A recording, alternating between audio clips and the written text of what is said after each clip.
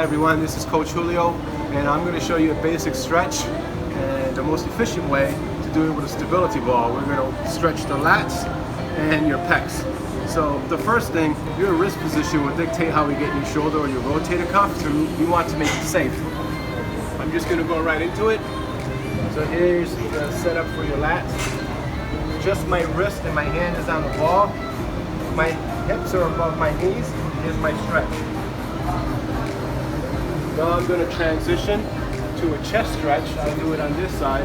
I want my elbow to line up with my shoulder, and then I start to drop into it. Exhale, exhale, exhale.